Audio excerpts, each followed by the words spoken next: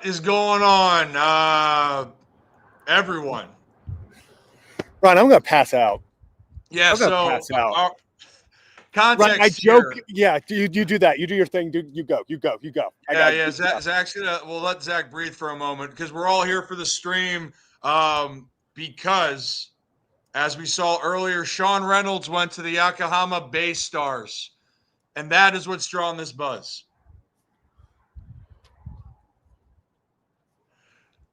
Just kidding. All right, here's the real reason. You guys know it. The Polar Bears making a polar plunge to the Baltimore Orioles. 5 years, $155 million. It's almost like it felt like it was being spoken into the existence. The amount of times we talked about it with the guys down there. I'm just chilling, like having my afternoon coffee, Zach. I'm trying to get my day together. We knew that, like, of course, they'll make a move when we leave. But Every Zach, time. you were screaming at the top of your lungs calling me about 10 minutes ago. You there? I'm back. Am I back? You're back. Are you okay? I'm trying.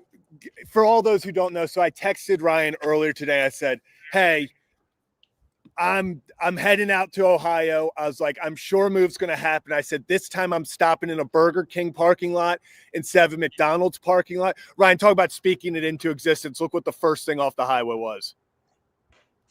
We spoke it into existence. We're in a Burger King parking lot. I'm going to be very real with everyone. I don't know what state I'm in. It's maybe West Virginia. It's maybe Maryland. But I know one thing for sure, Ryan. Pete Alonso, the polar bear, we're polar plunging into the harbor. Rocco DeSangro, go get it done. Pete Alonso's an Oriole. Like Pete Alonso, we're screaming. I think I'm actually on a mountaintop. So we're screaming it from a mountaintop. Pete Alonso's an Oriole. Unreal. What is going on? I mean, Ryan, they Mike Elias, talk about being doubted.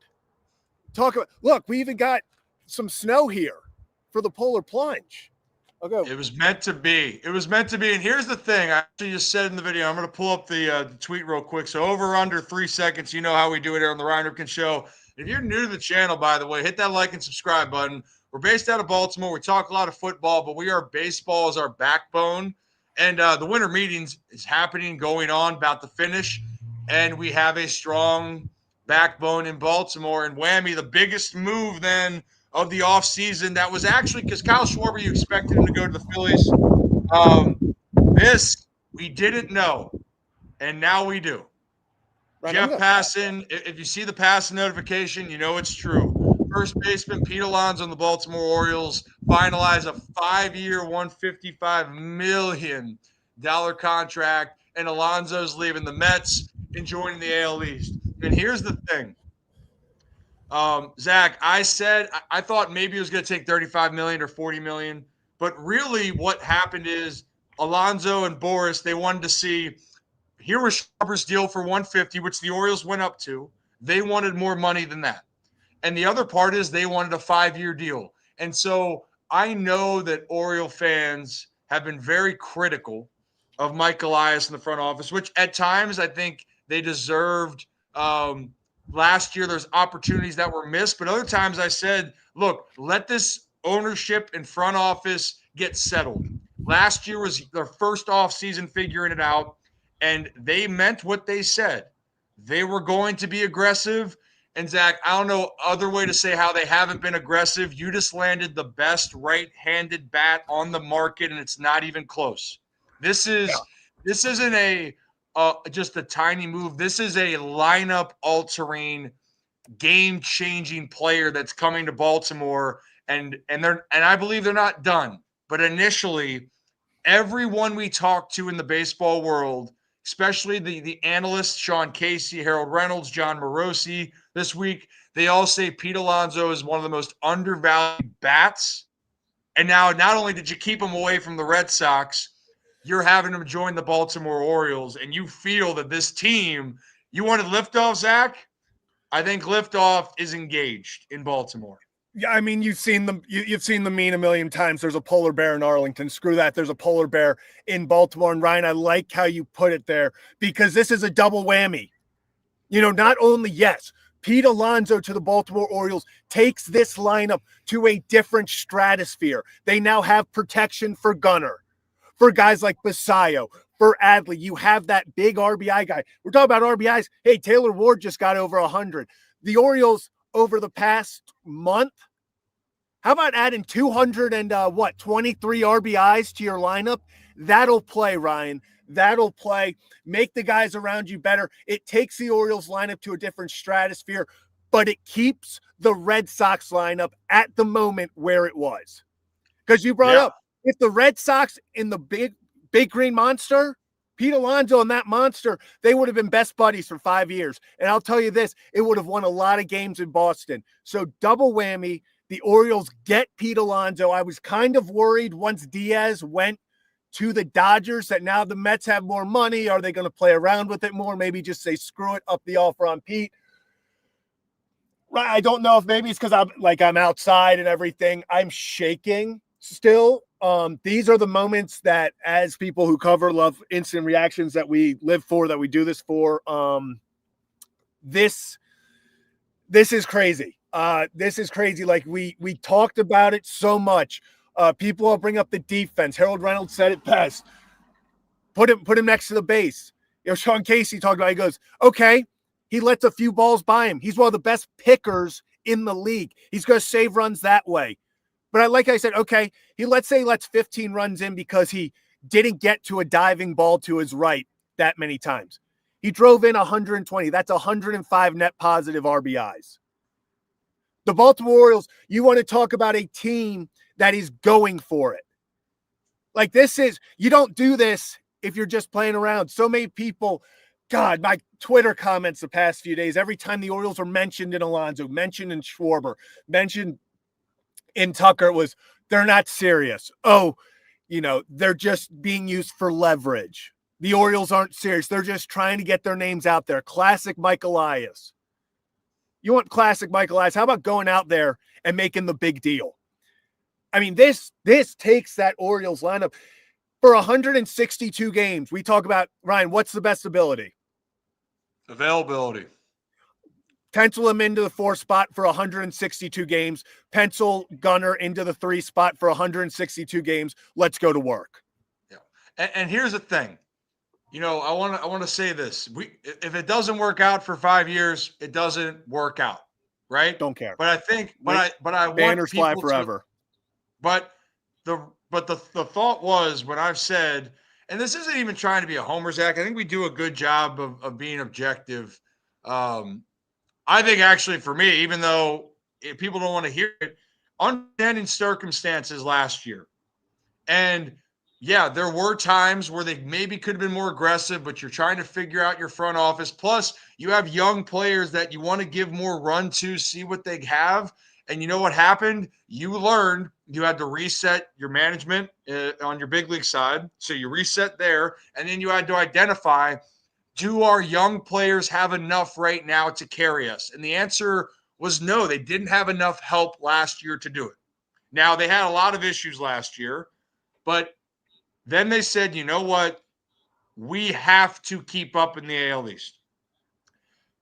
And they did it. And I don't think they're done, by the way, Zach. People have asked me, where's this going to happen next? And we'll dive into what this means, because I don't know if you guys know, there's a log jam at first base here for the Baltimore Orioles, but it's not even about that. It's not. This is more so of proving they said they had an objective this offseason, and so far they've checked every single box at the moment.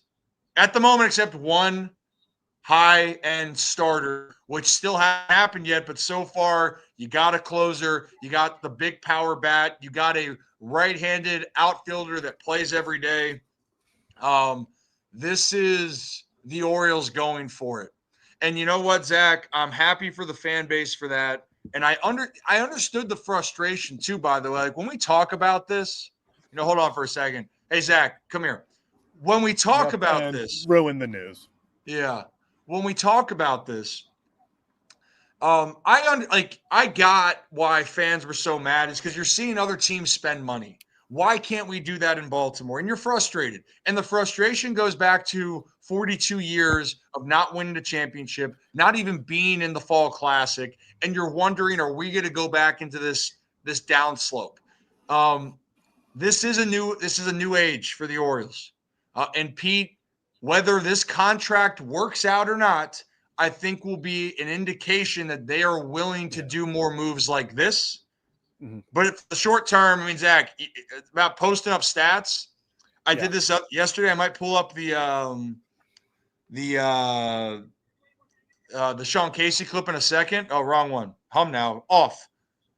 Look at Pete Alonso's stats, Zach. I mean, if we're going to look at that closely, the dude averages 40 jacks a year. In his last 4 seasons, he's had 100 or 18 or more in 3 of those 4. The Orioles had 68 RBIs, led their team last year. And so when we're looking at the landscape of this, and for the Mets, though, I saw a comment, Zach. We'll end with this, and I'll go get to the Mets, and then get to what else could happen here in Baltimore. New to the channel, hit that like and subscribe button. But Zach, look at the games played for Pete Alonso, dude. Like this isn't a move that no platoon's going on here. This dude's going to be in your lineup every single night, and I think that is what the Orioles needed. They needed a guy, set it and forget it. Polar Bear is going to be in there no matter what. Yeah. And Ryan, just real fast to go back to kind of something you alluded to earlier. So, yes, in 5 years, maybe Pete Alonso is not hitting 40 home runs. Maybe he's not driving in 120 runs.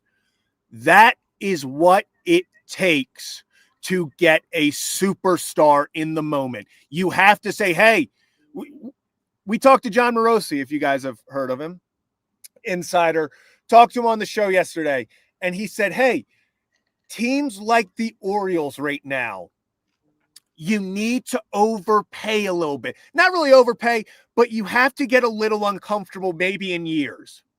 The Mets, very publicly, it was known, they weren't willing to go more than 3. That was kind of where they were at. They wanted 3 years for Pete. The Orioles said, hey, we will take the risk because that's what it is. Yes, this is awesome for 2026. We'll see how this works out in 2030. We'll see what it's like in 2030.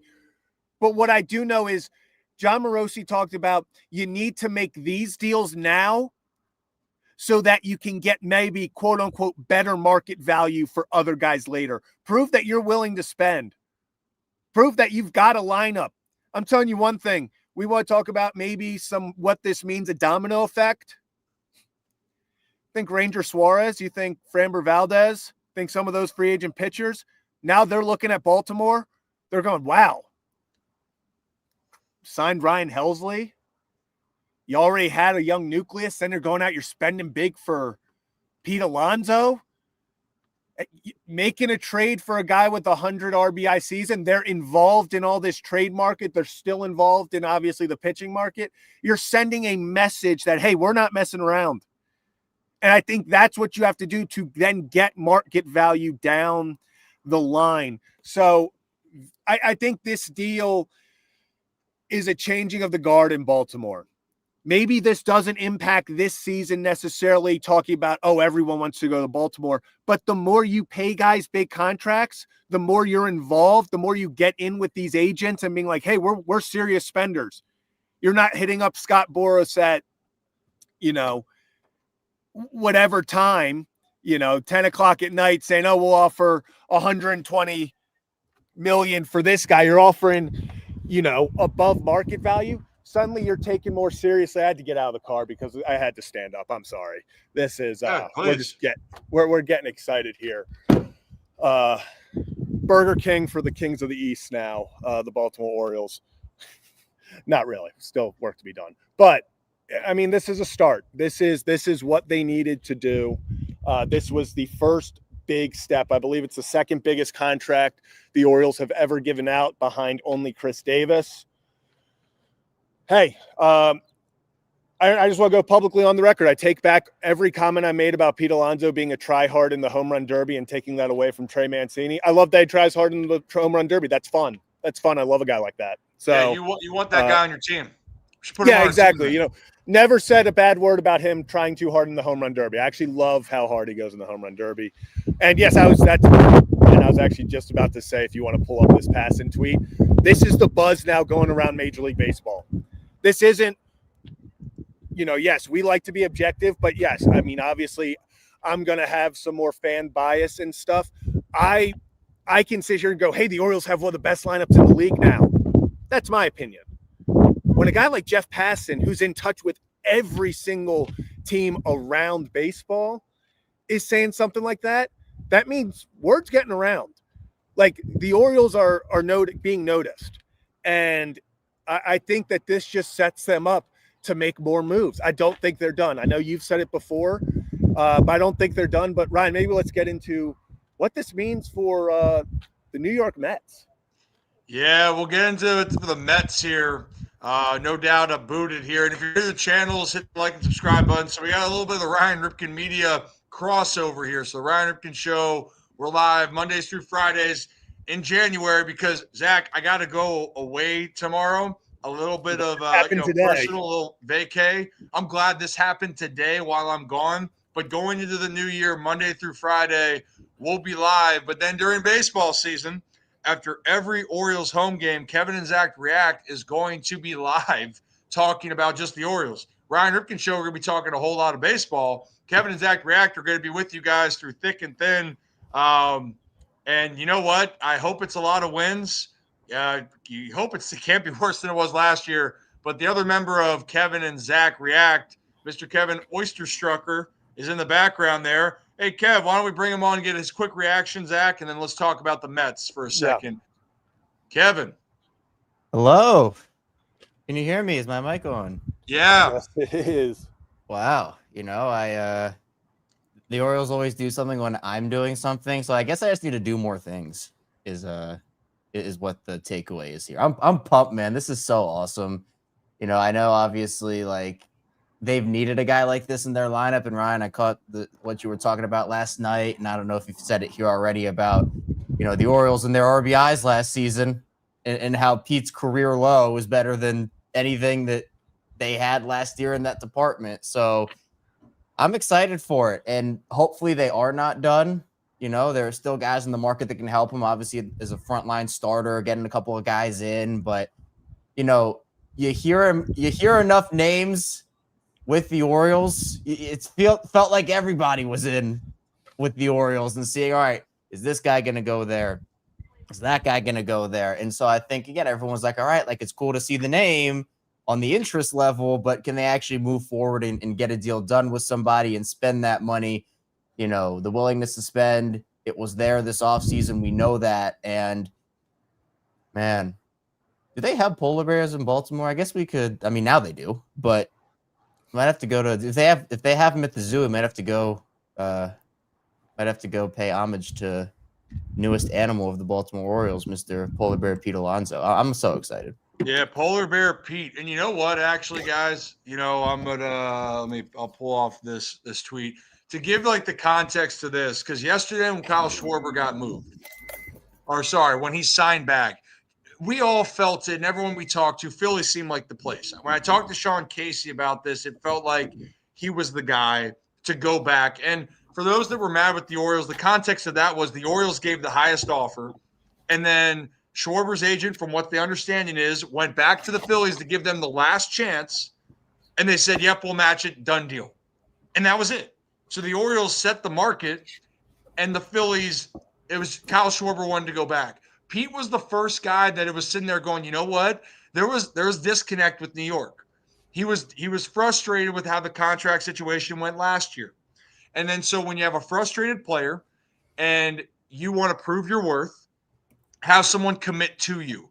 The Orioles just committed that. They gave the years that most teams didn't want to do. They wanted to give 3 to 4 years. The Orioles gave 5.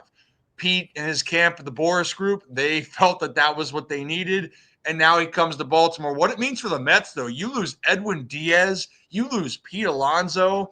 which I'm not the Edwin Diaz part. I'll be honest. I think if you're telling me that Ryan Helsley is $9 million worse than Edwin Diaz and Devin Williams is $6 million worse, I don't buy that. I think that deal was so high. I think Diaz is a stud.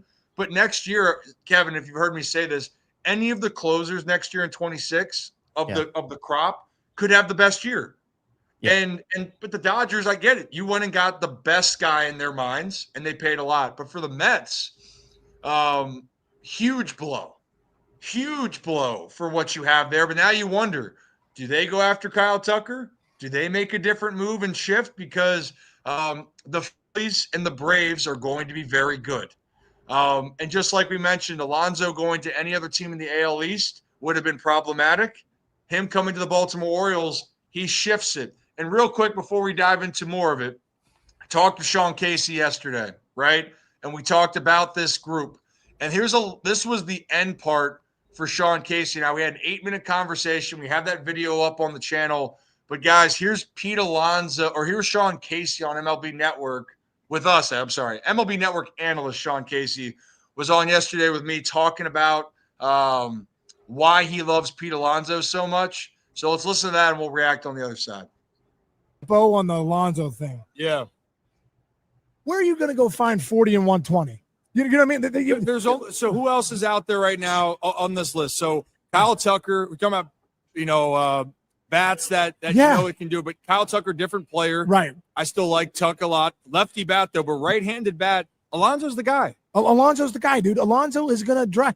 That's what I mean. Like, well, and also, too, defensively, I think as a first baseman, my job is to make those guys those guys that are great athletes, hey, make the play, get the ball over to me. Yeah. So my job is really, if I go to my right or not, who cares?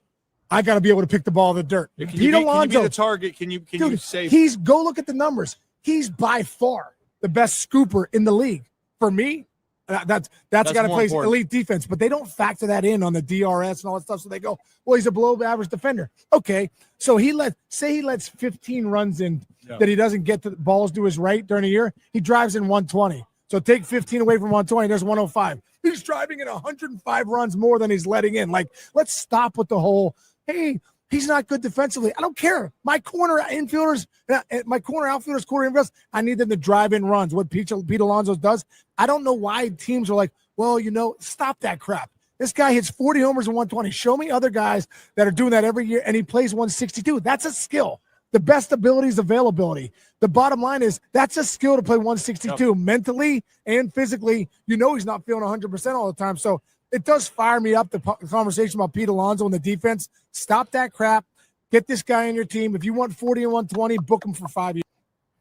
So right there, a little whammy action. Also, Sean Casey's amazing. Just the energy. We might have to put him on the Ryan Ripken show and Ryan Ripken media team in the future. But guys, like, you hear that fire. A lot of the former players love what Pete brings to a team. Now, what it means moving forward, is that a question, Zach, or is that? I just wanted to, Sean kind of posed a question at the beginning of that. Just wanted to give a quick answer from what I understand. He asked, where can you find 40 and 120? I believe Camden Yards next year. So hope that helps him. Fired up, Ryan. Just happy to be here. Thanks for your time. Yeah. And for those that I see someone say, who was that guy? That was Sean Casey's MLB Network analyst. And you want to look up Sean Casey highlights. Sean Casey had an unbelievable big league career. Not going to be a Hall of Famer, but he had 130 jacks, had a 302 average, and played 12 years in the bigs. He's a career 300 hitter in the big leagues. So Case understands the game. And he's full of energy, by the way. He's like Kevin on steroids, Just kidding. But overall, I saw some questions in here about what the next step will be for the team. I'll get into that, but I did want to get to a couple right now of, are the Orioles fine or what, from the channel members here for the group. Are the Orioles fine? They've always been fine. Every day. You're going to make me say it. You're going to make me say it. And then welcome Daniel White to the channel members. Appreciate you guys. Now, when we get into the pitching side, and Kev, I'm sure this is going to be a question that people are wondering here. And thank you, John, for the super. What does this mean? Thank you, John. For Mayo? Because the Orioles have a log jam, but they still need pitching, Kevin. Yes, they do. Did you see that the Orioles were in the trade market for a couple pitchers? Did you see that one? Yes, I did. And, hearing you talk about Mackenzie Gore last night got me fired up, especially because with and I'm with you. I'm like, I don't know why the Nationals would move off of him because I also am probably higher. I don't know what the industry consensus is on. Did you get a sense at winter meetings, Ryan, what the industry consensus on Mackenzie Gore is? Just about like how they feel about him? Yeah, I mean, look, down there, by the way, for the winter meetings, what I'd like to do, Zach knows, I like to shake some hands, kiss some babies, but I like to talk to people. And I like to hear what's happening and how they think. So I got a chance to talk to different teams and organizations and see what their thought process and how they assess players. But overall consensus is on a guy like Gore. And I know people don't like it, Kevin, because, Ryan, we need a guy that he's a surefire guy to the rotation, which, like, look, right now, the most consistent one that I would take that has the least red flags and worries is Ranger Suarez. Well, and actually, to that point, I don't know if you saw Andy Koska's tweet, but he says the Alonso signing does not end the Orioles' interest in Ranger Suarez, among others, per a source. So, if I were to say what would happen here, Kev, well, I'll finish with the Gore, and then I'll go from there. Why Cabrera and Gore is linked out there, and this is any team, but why Baltimore? They're trying to look at it of how do we get an upside guy that could be a top 3, top 2 pitcher in a rotation with team control, where we don't have to spend money at least for another couple years, big money. And then we can still go out and get one guy. Like going to trade for a guy, like this is how you use your prospects. Gore has, I think, 2 years left. Edward Cabrera has 4, I think. And so when you're looking at this, the upside's undeniable. Now, Gore has strikeout stuff, but is a little bit more inconsistent. So teams are wondering what side of that. So when you're looking at the industry, it really depends on the team. Do you buy that Gore's going to figure it out? Because he is still young. And Edward Cabrera, people were saying the exact same thing. And then this year, he had a 3.53 ERA. And Kevin, I don't know if you heard this last night with Edward Cabrera, but do you know how many pitchers had an ERA below 4 in baseball? Yes, I do. Well, before you said below 4, so 16, right? I think it was 17. I said. All right. Okay. Okay. So in all of baseball last year, I'm sorry, there was 17 below that. There was 30 total. 30 total pitchers in all of baseball had an ERA below 4. So consider that's ones for each staff on a major league team. In that list was Edward Cabrera with a 3.53 ERA. Now, injuries, elbow, he'll probably spend time on the IL. Every pitcher does nowadays. But Cabrera started to make that turn. I still think the upside of a lefty of Gore is there. But if we're looking at between Gore and Cabrera, I think Gore's upside is scary. But I do think for your roster construction, getting Cabrera and Ranger Suarez seems very obtainable as well. So that's the part there. But Gore is young. If I'm the Nats, I think the price point for Cabrera is lower than Gore. Mm-hmm. I think that's what I'm hearing, Kev, is that Gore would take a little bit more because the Nats don't have to give him up. The Marlins kind of want to give Cabrera up. The Nats don't need to.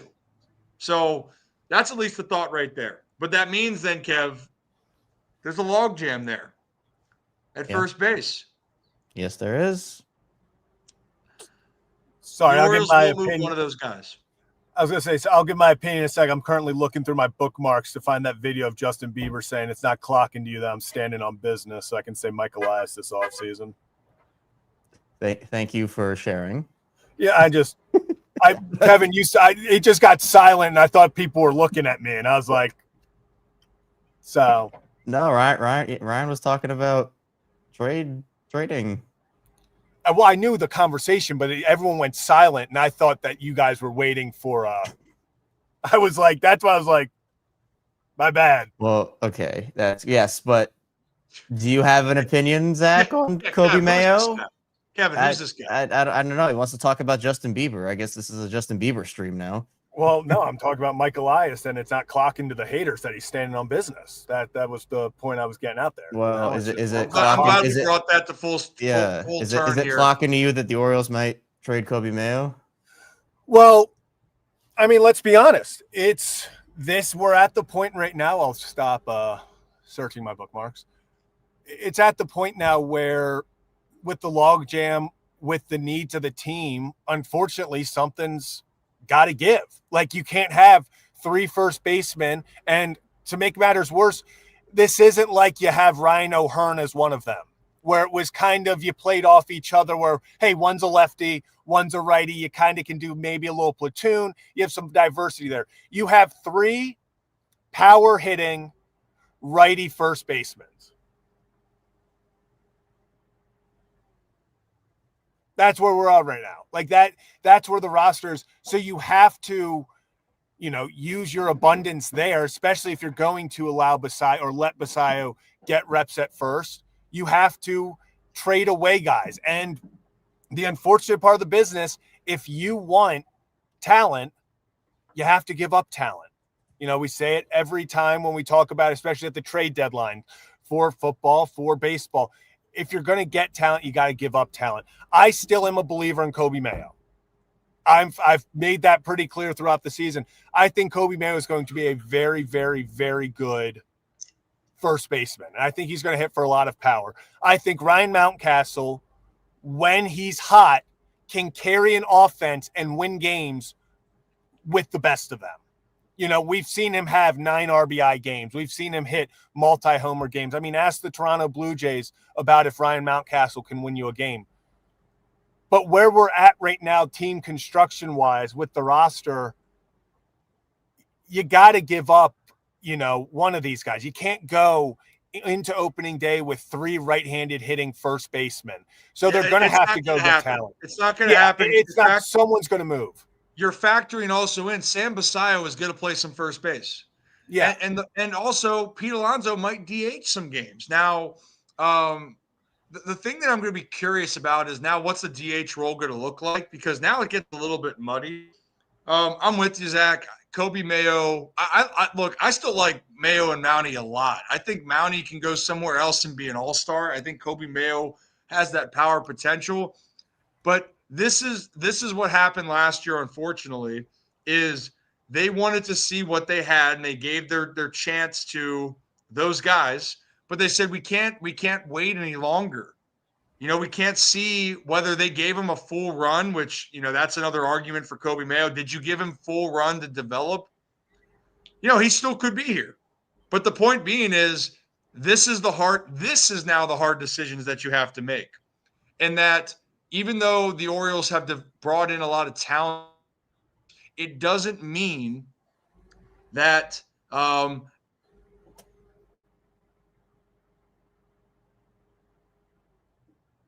Oh, did we lose you, Ryan? Hello? Oh, I did I lose you guys? Yeah. Oh, you're back. You're back. For a sec, but you're back now. Nice. But so anyway, what I was saying is, the other thing when I talked to some groups and executives is the Orioles last year felt they were very hesitant to give up any of their top guys. Why? They didn't know what they had. But now I think whether they know that or not, they have to make it. They have to make a move. Now, Mountie, I hate hypotheticals, but Kevin, this is your favorite now, so we got to play hypotheticals. It is. Thank you. Yeah, but the hypothetical is like someone's got to go, and if a team is looking for a more veteran bat, Mountie's the more option that you look at. But then that means you're giving up a higher prospect in the minors, or maybe a couple guys. If you're looking for the high upside prospect that just got to the bigs with a lot of team control, Kobe Mayo going to a team is the one that makes sense. So It really is going to depend on which team. But I think, and we have the poll up right now, what do you think the next move will be by the Orioles? signing a guy like Framber or Ranger? Is it something else, or trading for a starting pitcher? Kev, it just feels like all things are pointing to a trade. I think they make a trade and then they sign one more pitcher, and then they're going to kind of close off the book on their big naming signings. The trade isn't a matter of if anymore, Kev. It just seems like it's a matter of when.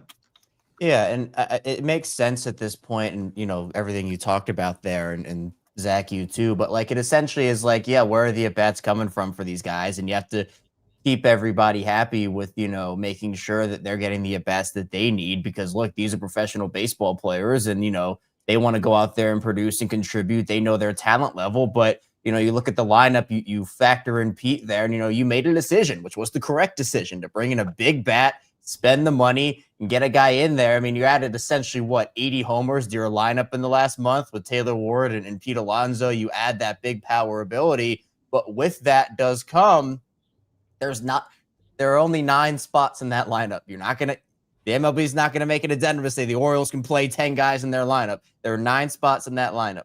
And so it's about making the players that you have happy in situations, but also making the talent that you have work for you, and say, hey, we need to round out our rotation. We need a frontline guy. We need someone that can go and eat innings for us, be effective in those innings, and be a star in our rotation. And we have this surplus of bats.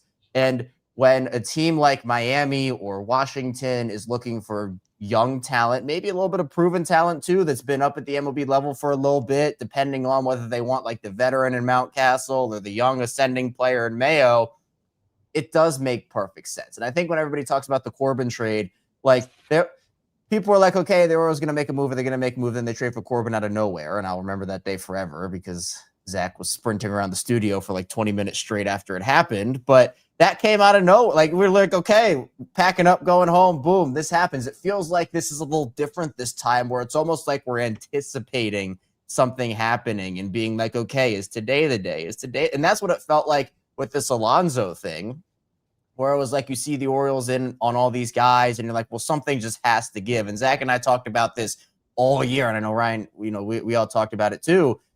It just felt like after the offseason the Orioles had last year, there was no way they were going to do it again, right? There was no way they weren't going to spend money and add to their team and say, okay, I mean, going through the year and seeing that, yeah, there are missed opportunities, signings didn't work out the way that they wanted to, they didn't, bring in guys that I feel like could have helped the team as much, and it just didn't go according to plan. And so looking at that, Mike Elias has built good baseball teams before. We know that, whether you want to go back to Houston or however far you want to go back with Elias, like, he's been a part of those teams. And so I couldn't let myself believe that Mike Elias would just sit on his hands again and do not a lot, at least not a lot in terms of bringing in a big contract player or 2, or maybe even 3. And so I think that, aside from obviously I think getting another bullpen arm or 2 would go a long way for this team, as well as getting a starter or 2. They still have more work to do, but I'm just thrilled and ecstatic that, seeing the Orioles, and by the way, keeping them away from Boston is a pretty big deal too, depending on how that situation went. And I know you had talked about it last night, Ryan, about with the AL East, and you talked about it a little bit here too, of how tough this division is. And if it was a team that got Alonso that wasn't Baltimore,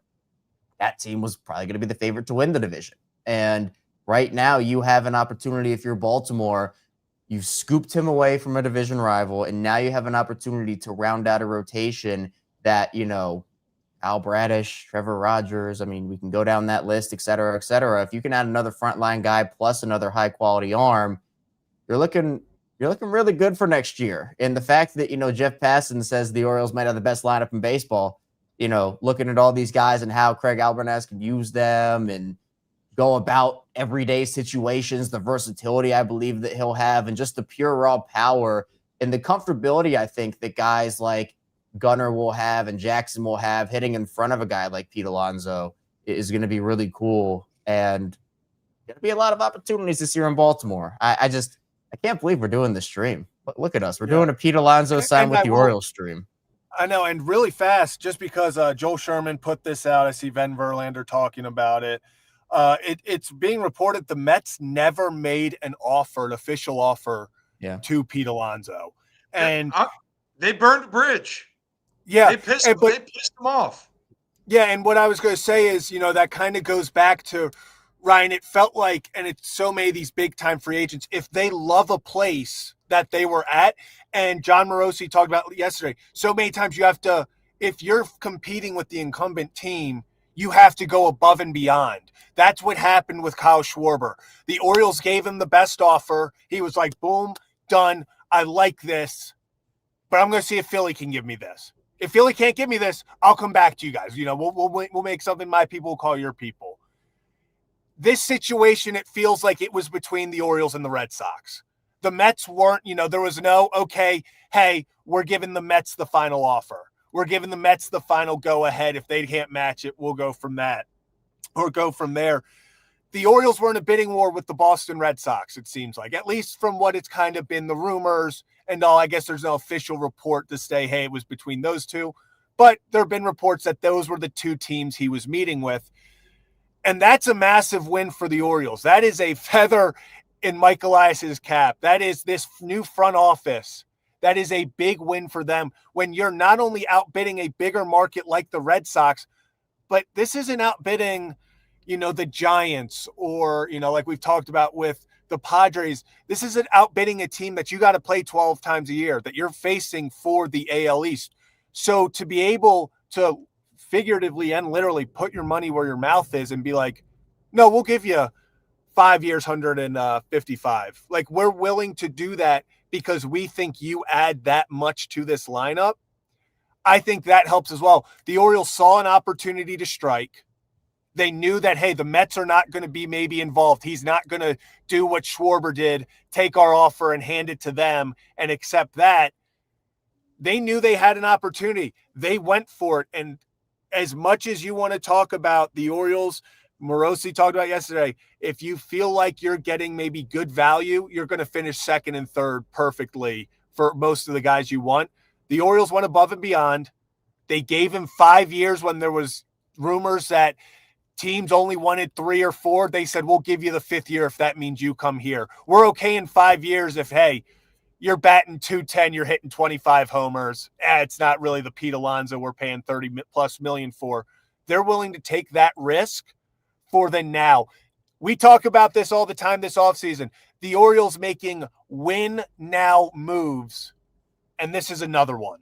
Yeah, and I love what Morosi had to say, Ryan. I don't know if it's out right now, but the one you played last night on essentially him talking about how in order to get to a point where you can, I don't want to say get away with offering market value, you have to overpay for it. Honestly, I'm fine with the contract in itself. I don't think it's like this massive overpay for Pete Alonso. I think it's a fine deal.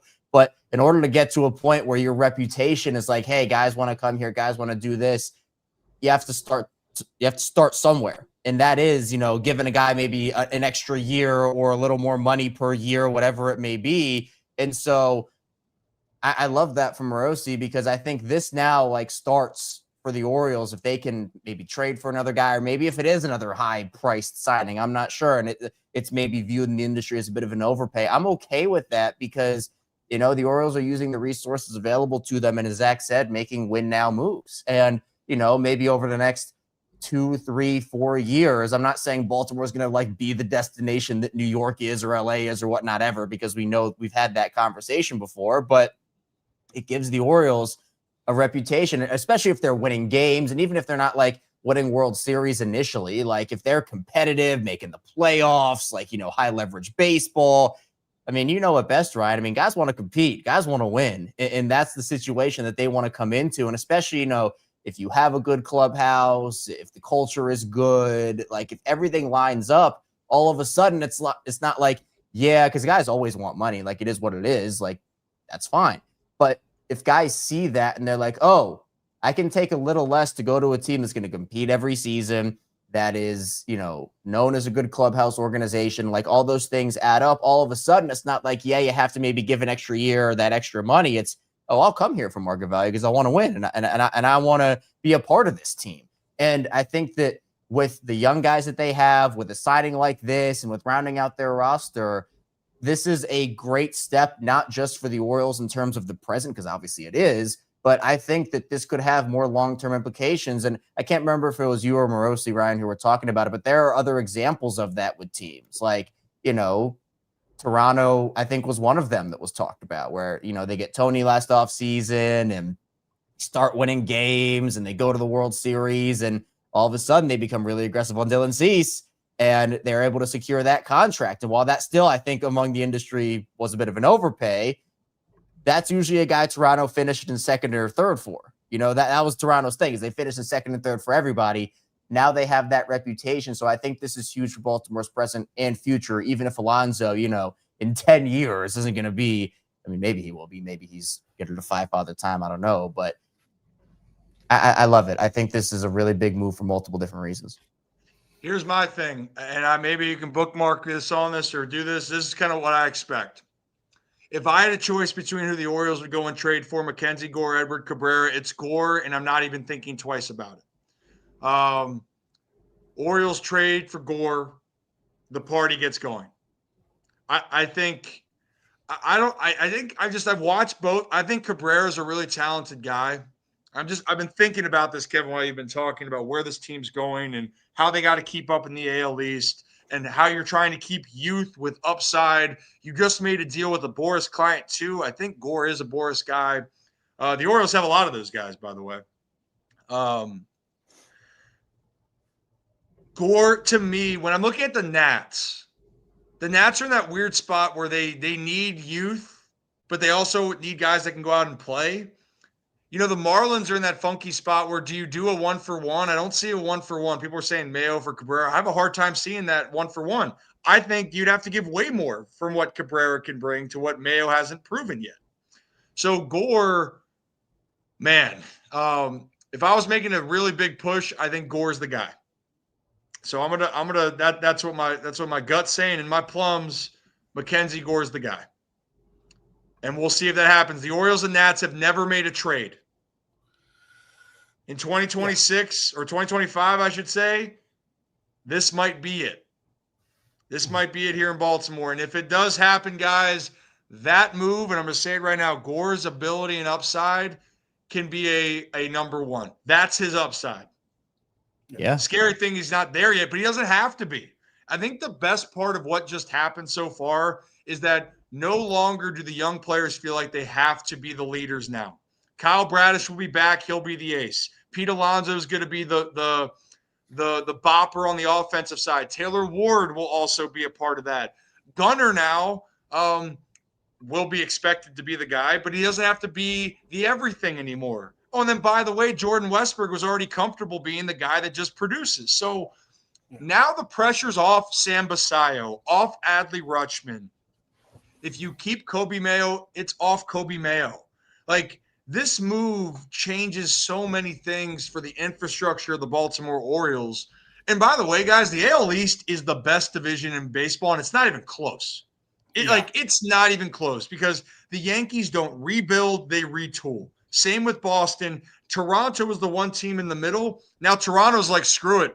Oh, you think teams spend money? Well, we're going to show you what spending money is all about. I wouldn't be surprised if they go get Kyle Tucker because I think that Toronto roster-wise could rival anybody in the American League. You could say they could rival almost a lot of teams except the Dodgers. So this shifts so much for the organization. And it also, above all, Kevin, Zach, this gives hope back to a fan base. And I wanted to preface this. I understand my goal for people out there, for fans, I get why you're pissed off last year. You had this great 23, solid 24, and you still had the chance to make a run and you didn't. But you still made the postseason. Most wins over a 3-year stretch in the American League, 22 to 24. And then you feel like you missed an opportunity. But the window wasn't closed. And for a lot of reasons, when a new ownership or group comes in, one thing that I appreciated that they didn't go out and make a rush decision just because they wanted to spend. They didn't go and do it. They did their homework, and they saw, now we know what we have to do. We know what young guys we can depend on and who we can't. And we also know if we want to win the American League East, the blueprint now, we got to spend. We got to trade. They see it all. They're doing it. So right now, the only thing that they haven't checked off that list, Kevin, if I believe, is a starting pitcher. High-end guy, right, Zach? Am I missing something there? It's the only one. Yeah, and I was going to just actually bring this up because John Morosi, even after agreeing to terms with Pete Alonso, sources say the Orioles remain engaged with the top-end starting pitching market, kind of what we just talked about. Orioles have talks with free agent left-handed pitcher Framber Valdez. So that, job's not finished. And, the rotation has to be, or the mindset has to be that for these guys. You still need depth. I heard John Morosi talk about it last night. Do you guys know how many starting pitchers started a game for the Los Angeles Dodgers last year?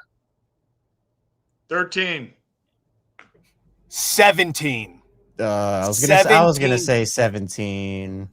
Yeah, I have. You can't tell me I wasn't. But 17, you need pitching. Guys, remember in 2024, Corbin Burns, Kyle Bradish, Grayson Rodriguez, we were going on shows before the season. We're like, wow, they have 9 pitchers that could all be in the rotation. Like, they have so much depth. Then by the end of it, it was, man, this team, they had to trade for Zach Eflin. They had to make moves. Pitching depth is never a bad thing. You need as many pitchers as you can get, and you need as many good pitchers as you can get.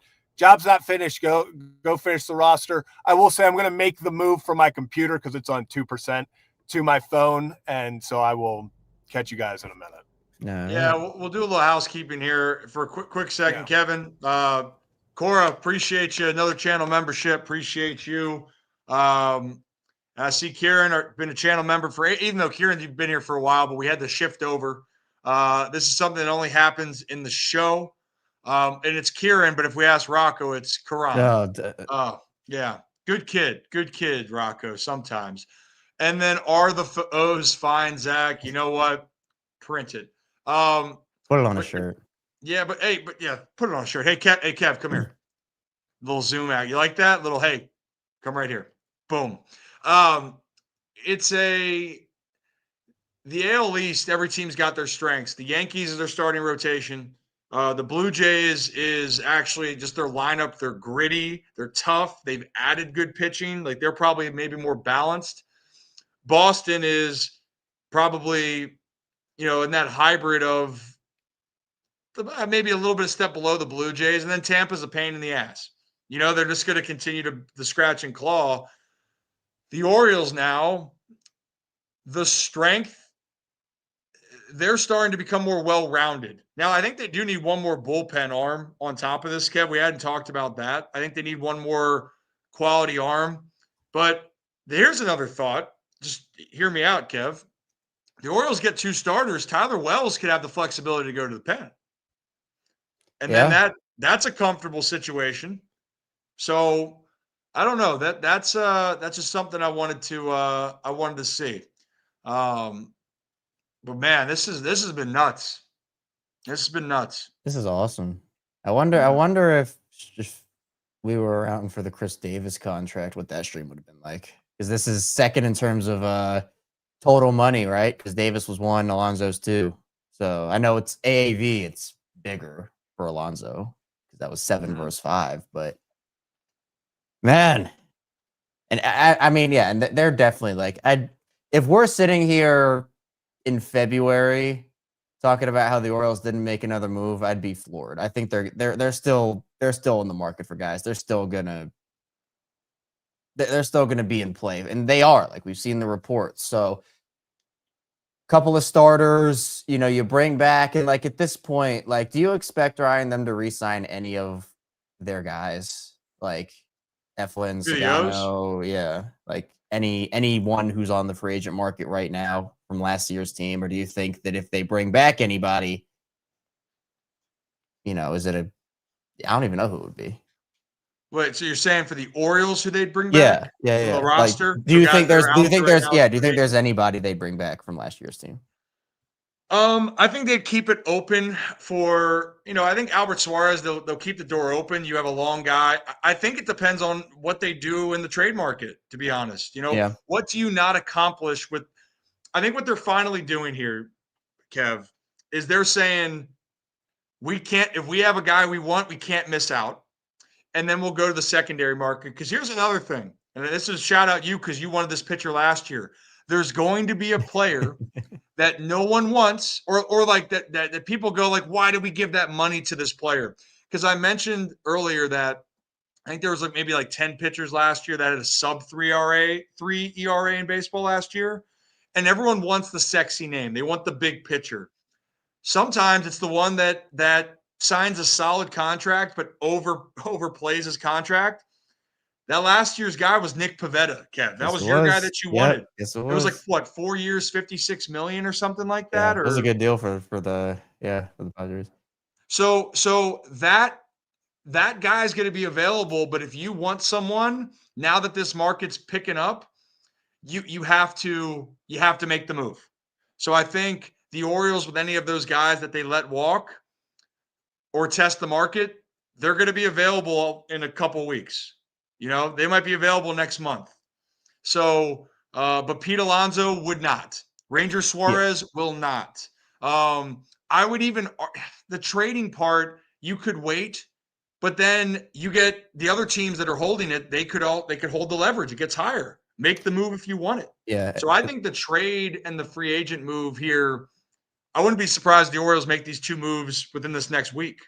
Yeah, and it's an interesting conversation with the trade too, because obviously, like if you make a move now, well, I guess it depends because teams are going to start to get desperate if they miss out on guys or if they really need a certain position and there's another guy in the market. But obviously, like with the Corbin trade when it happened, if they had made that deal the day before the trade deadline or deadline day, that it would have cost them a whole heck of a lot more than what they gave up because they're competing against all these other teams and there's an actual set deadline. But when you make a move here, like if they let's just say they do trade for Mackenzie Gore. I'll just use him as the example.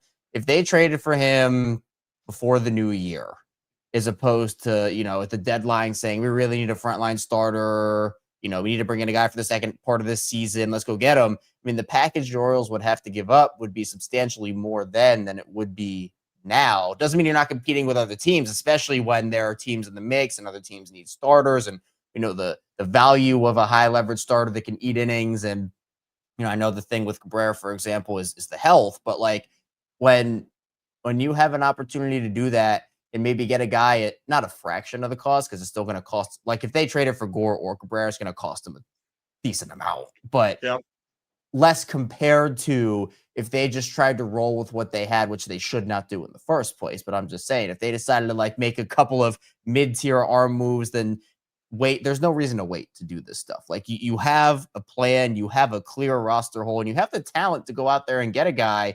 And we've said this for a long time where I think that the Orioles, maybe less so now because guys have been promoted in the farm system, if they wanted to move off of some of their certain high-end prospects, and they still can, but the Orioles still, in my opinion, can go prospect for prospect with a lot of these teams. And especially when you now have the leverage to, if Kobe Mayo's in that conversation or, some of the guys he got back in those trades, like we talked about it, where when those trades happened during the deadline, we talked about how, it's probably unrealistic that every one of these prospects that the Orioles just got at the deadline, which was like 30 million, all those prospects are probably not going to be with the team within the next year or two because some of them will probably be in trades or other things will happen. And I think that, while I'm really excited about a lot of those young guys that the Orioles got, if they wanted like a JWB or something, or another one of those guys, and that's like the final piece for a team to go get a guy like Mackenzie Gore, well, that's one of the reasons I think why he made those moves is not just for the development and having a good farm system and replenishing it, but to be able to go out there and say, hey, we can give you a Kobe Mayo or a Ryan Mountcastle or one of these veteran or young up and coming guys. But if you need a prospect or two, well, we just got like a billion of them and we have a replenished farm system now. And that is making your farm system work for you and helping this year's team while lessening the blow of losing a top guy or, someone who is in that top 30 or whatnot, because you just got so many young guys back. Yeah, and here's the reality. Not all prospects are going to become stars. And earlier on with the Orioles, you draft guys, you have talent, you have the opportunity to see who can be a star, but at some point they lose value. And I think we've seen that the last couple of years of they can lose some value. And now you need to win. And back in the day, Kev, when you developed your minor league team, when you developed it properly, if you weren't good enough or not good enough, if there wasn't a spot for you in the bigs, but you were good enough to be in the big leagues, you would get traded somewhere else. And that was the system. The great teams would build up their farm system, identify that guy's not going to be in the big leagues for this team. They're going to get the value then. And sometimes it's going to work out and sometimes it's not. And that's okay. Like it's okay. You got to make decisions and you got to live with them. And for the Orioles, I think that they're getting to that point now that last year was the final year to see what they had with some of these guys in their development, and now they're moving forward. And the other part here, what I love is the guys like Jackson Holliday. Last year, Kevin, the motto was they will go as far as this young core takes them. And the young core, given the injuries, the pitching woes and injuries, they weren't ready to lead. And right now, what I love is they still don't have to. Pete Alonso and Gunnar Henderson and Taylor Ward and Jordan Westberg, they've proven they're ready. And Adley Rutschman, if he's healthy, he's ready. But then you can allow the development properly for Jackson Holliday, for Sam Basayo, for Colton Cowser to not have to feel like they have to be the guy. They can then figure out how to be one of the big leaguers. And I think that that's really going to help the psyche. When you look around at the great teams, Philly, they know who a lot of their lineup is. They have even in their starting rotation right now, when they bring up some of their studs, those guys aren't going to ask to be the saviors. The Blue Jays signed Dylan Cease and they have Trey Savage, but Trey Savage doesn't have to be the guy. He's a dude, but he doesn't have to be. And I think that's really helpful. Really, Kev, when you get 3 years in the bigs, I think I remember my uncle telling me this, was you get 3 years, you finally get comfortable. For guys that you're not the superstars, you're trying to figure out if you're a big leaguer. And I've talked to Dean Kramer about this. Once you realize that you belong is when you take the next step. And they can say all they want, Kev, oh, I know I belong. But until you do it and you prove it, it's hard to get comfortable that you're going to be there. And now I think that we're going to start to see a little bit more of that too. And the pressure's off. So it's going to be very interesting to see what happens here moving forward. Yeah. And I don't know, Zach, are you there? I know. His camera's not on. Yeah, I don't know. Okay, that's why I bring you on. Yeah. Yeah, no, I went back to driving. So you guys, can you hear me? Yes. I just wanted to kind of, I know it was a conversation ago, I guess, at this point, but when the Orioles made these deals at the deadline, Kevin and Ryan, we all talked about something that I felt like the Orioles the first time around with Mike Elias didn't do a great job of, except for the Corbin Burnes trade, was making your farm system work for you, because prospects can help your team in a lot of ways. And I think maybe after the Burnes trade, maybe after this, you saw, okay, we saw the peak at 101 wins. We've been going downhill since then. I do think they're going to be more open, and I think you have to be. Prospects are what they are. They're prospects. They're mystery boxes. Okay, so you trade away 2 pitchers that could be anything. Yeah, at best case, that lefty pitcher could be Mackenzie Gore. So why not just go get Mackenzie Gore? So I think that's a big thing. Yep, if I hear his point loud and clear. Sorry for the technical difficulties. We'll get. Oh no, he was. Oh, can you not hear me? No, Zach was coming through fine.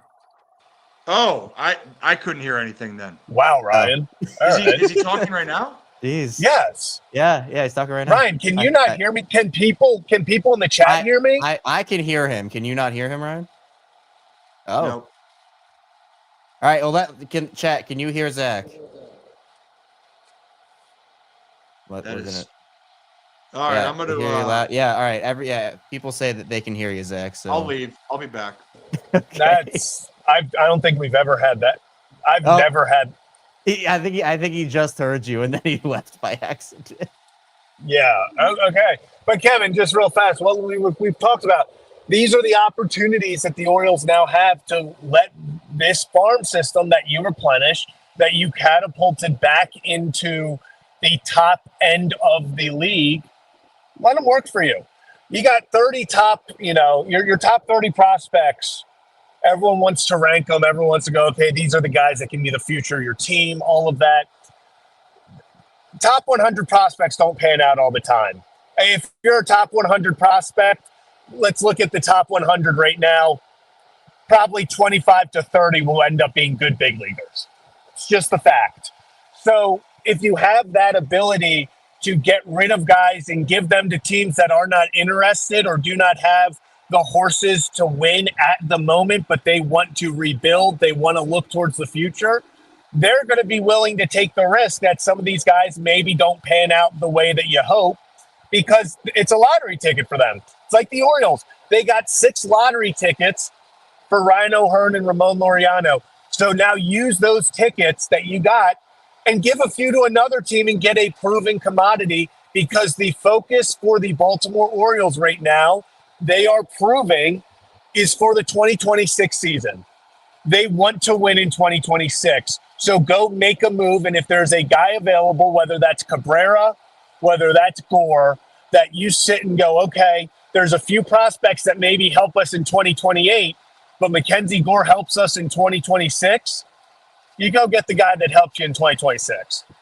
And you still get to keep a couple of lottery tickets, by the way. It's not like you're giving them all away. Yeah, that's a big thing. It's like I was going to say real fast, I think between the draft and deadline, it was the Orioles added 39 prospects. There's only 26 guys on the roster. You got to, not all of them are making it. So use them. And like you said, Kevin. Yeah, okay, now it's Zach. Hey, give me Kevin. Hold down the fort for a second. I'm getting a call. I got to take. Okay, all right. We will hold it down for you. Hold on. Yeah, but that's the thing, right? Is like, you have all of these prospects, and like when we were talking about the rebuilding years for the Orioles, like that's great. It's as many swings as you can get, draft, to trade guys away for prospects, and we always thought that the year that they had last year was the retooling year, right? There's no reason to why would you rebuild and trade guys away? It's about, you have some of these guys who are either free agents or in, the case of like Ramon Laureano and, some of those, I think Arias as well, like maybe a year left of control after that, where the Orioles said, like, look, we don't view these guys as a part of our future or the deals and the packages we're getting for them. We don't want to pass them up. And so when you acquire that and you bring in so many prospects to your system, like you said, Zach, only 26 spots on the roster, only, 9 spots in a lineup, 5 spots technically in a rotation, but obviously, teams run more than that and have other arms that they have. So while it's important to still have guys in your system, while it's important to have swings, especially as the Orioles are going to have to start shelling out big money and will continue to have to do so for guys like Gunnar and, all the guys that they're going to have to sign to extensions. Yeah, it's important that you continue to add to your farm system and replenish it. But at the same time, kind of like what we've been talking about for the last couple of seasons, is almost like there are only so many spots. And so you have to also, like when we were talking about Mountcastle versus, Kobe Mayo, and that was a conversation that, like, okay, is a veteran going to win out here, or is Mayo going to win out? You probably can't have both, right? They're going to have to make some tough decisions on some of these guys of like, and they have, right? Like they moved off of they chose Jordan Westburg over Joey Ortiz, and that was the right decision for them. But it's like there are only so many spots, only so many reps, only so many at-bats for guys. And when you have that clear hole to say, all right, we have this need in our rotation for a frontline guy, multiple arms in the rotation, and you have this surplus of prospects, you have a surplus of first basemen that now there's not going to be nearly enough room for one of them, let alone both of them. You bring in Taylor Ward to help you as well. Like the spots start to dwindle. And with that, is it worth just keeping a guy like Mountcastle on the bench for most of the season and have him be like a platoon guy or be an every fifth day guy or, whatever it may be with him, or for Mayo, like, is that same conversation? No. And that's not going to make the player happy either. So at the end of the day, like, this to me is a great start, because honestly, not only do they get a guy who hit almost 40 homers last year, drove in all these runs, and I think it really helped them as veteran presence, but it opens them up, Zach, to a lot more moves and frees them up. And again, like you said, like, I like Kobe, and I think that, he has a bright future ahead of him, but there were those contention points over the past couple of years of them not bringing him up and then sending him back down and bringing him back up and stuff. And like, finally, when he got the opportunity of consistent at-bats, we saw who he can be. But now we're kind of back in that conversation again of like, there probably aren't going to be consistent at-bats for Kobe anymore. And, they probably have to have a conversation about like, and it's to a lesser extent for Heston too. And I know like Heston doesn't, like, the value right now for Heston is not what Kobe's is. And, it's been an unfortunate situation, but it's like for some of these guys who clearly just unfortunately don't have spots for you anymore, what do you do with those guys? Do you keep them in your system, or do you move off of them for players that can help you now? And I think while Heston's value probably doesn't make a lot of sense to move him, just because I'm not sure what you can even get for him at this point. For Kobe, I think that would probably be your headliner in a deal for a guy like a Cabrera or a Gore or someone like that. Yeah, I agree. Can you hear me? Yeah, I can hear you. All right, just wanted to make sure. Yeah, I agree with everything you said. It's at this point, I mean, Kevin, this is a great problem to have. You have a lot of talented players on your team at one position, and kind of like we said with the prospects, make them work for you. Make this a positive, not a negative. Don't try to fit everyone into this lineup. Kobe Mayo, yes, did he have the greatest start at the beginning? No. But so many players struggle. At the end, he still hit 10 home runs. Like, I think people kind of forget that. Like, he willed his way to 10 home runs. And I think that is, there's something to be said about that. I think he is a guy that people are going to want. He is high level prospect. He is a high end upside. I think Kobe Mayo, any rebuilding team, if you need a first baseman, he's a guy. If you're a contending team who needs a first baseman, might want Ryan Mountcastle. So I agree. I think that this is a good situation to have. No, it is not, the easiest situation, because you got to move someone. But at the end of the day, having a lot of talent is a great situation to have, and I would much rather have that than, especially with these injuries, what it felt like for part of the season where they were trying to scrap anything. I mean, we're on our seventh catcher, everything's going wrong. So, hey, if you can make something happen, go get a frontline guy, go get a top-end guy. Heck, maybe Mountcastle, if you choose to trade him, maybe he gets you a nice reliever. Mountcastle plus a prospect gets you a nice reliever. There are ways to continue to build this team. I don't think the Orioles are done. It's being reported the Orioles aren't done. We're seeing a lot of things saying, hey, they're still talking to Framber. They're still open in the top end of the pitching market. The Orioles are going for it. And at the end of the day, we will see where the chips fall, after 162 games this season. But right now, when you are talking about the teams that are the biggest winners through, what is today, December 11th, I believe? 10, yeah. If you're talking about, yes, if you are, it's 10th? Yeah, it's the same. Okay, yes, through December 10th. Through December 10th, when you look at the biggest winners of the MLB offseason, Orioles have to be top three. Just so far. Now, there's still move to be done. Job's not finished. But the Orioles are doing what they said they were going to do. And at the end of the day, that's all you can really ask for and hope for. Yep, it is. And to put a bow on this, like I said, I understand, how people have felt over time. When you get involved in the baseball world, you realize how damn hard it is to win. And some of the big markets make it look easy, But even the Yankees, who spend a lot, it's been 16 years since the Yankees won a world championship. They've won one world championship since 2000 and what? 2000, right? Yeah. When they had that bender of a stretch, 2000 they won. They lost in 2001 in the World Series, lost in 2003 to the Marlins, I believe.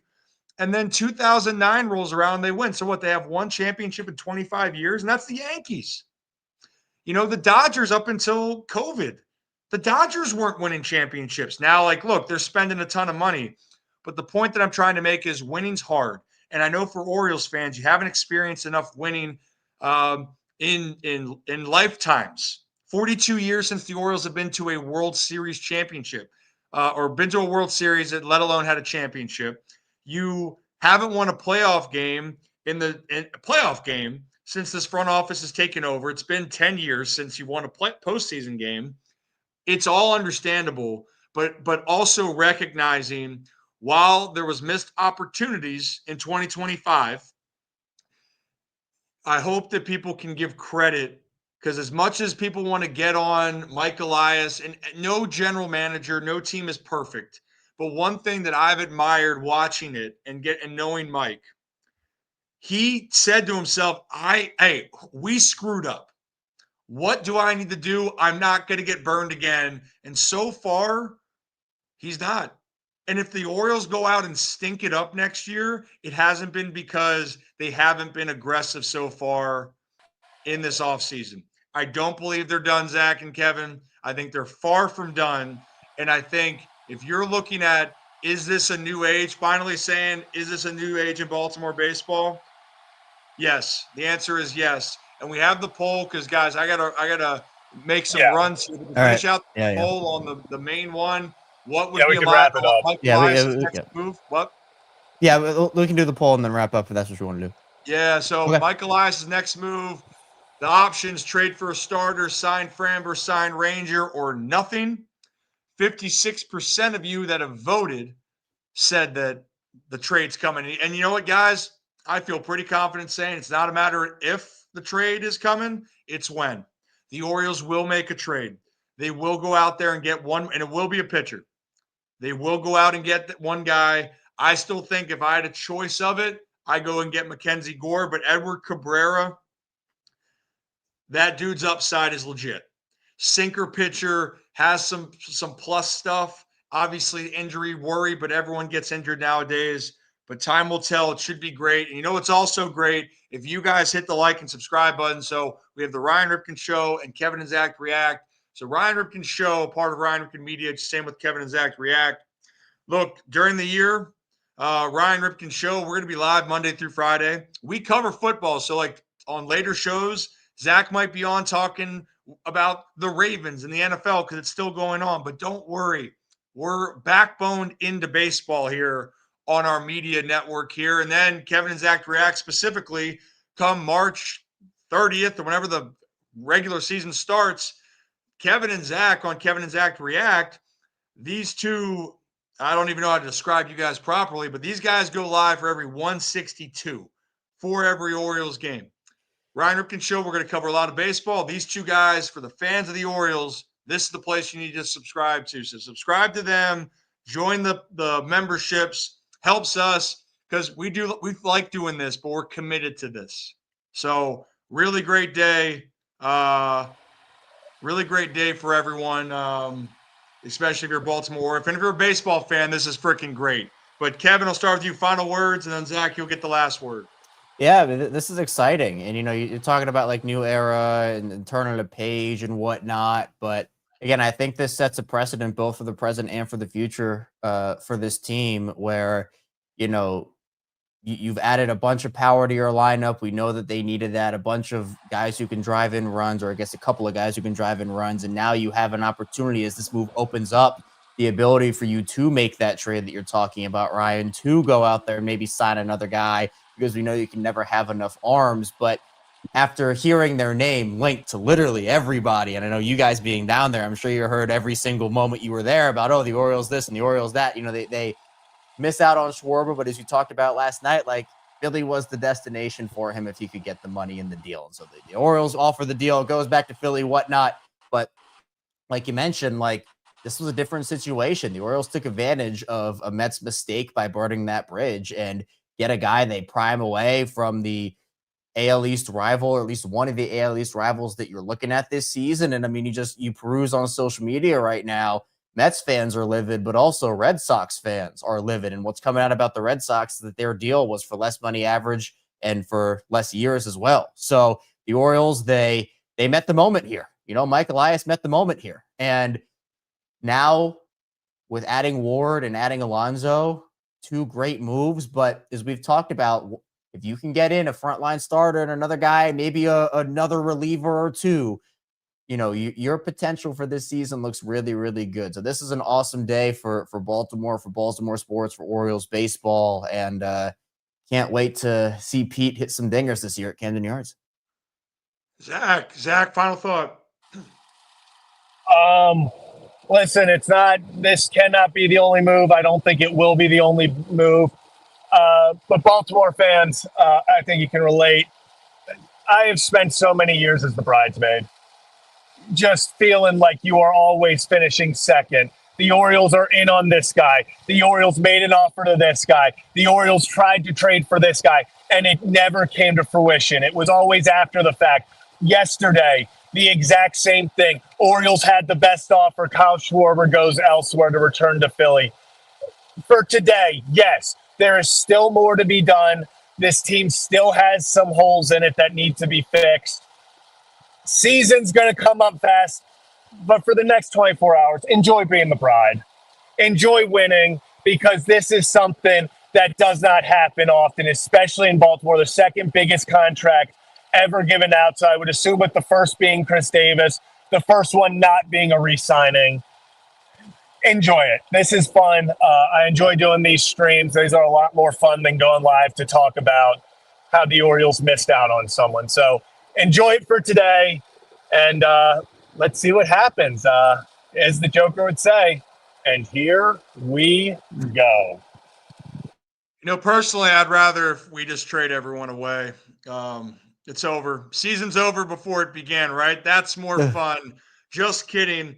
It's a lot more enjoyable to smile for a day than it is to agonize. But I do understand, why do people agonize and the emotions are so high? People love their teams. People love the Baltimore Orioles. Any fan base, you're passionate because you love it.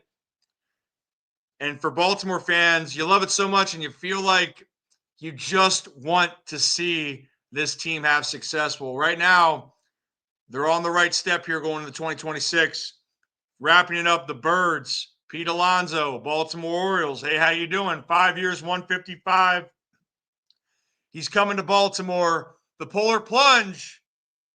Yeah. I should say the Polar Bear is plunging to Camden Yards this next spring and summer. So that's all we got for real fast, Kevin. What? I was going to say real fast, Kevin, can you remind me who was my Oriole of the day yesterday? It was Pete Alonso. Said future Oriole Pete Alonso. Speaking into existence, baby. Take us out of here, Ryan. All right, guys. Hey, have a day, have a night. Appreciate you guys. Hit that like and subscribe button. I know we'll have to talk about some other guys like Kyle Tucker in the future, but for now, be good, be safe, and yeah. See you later. I don't have the music.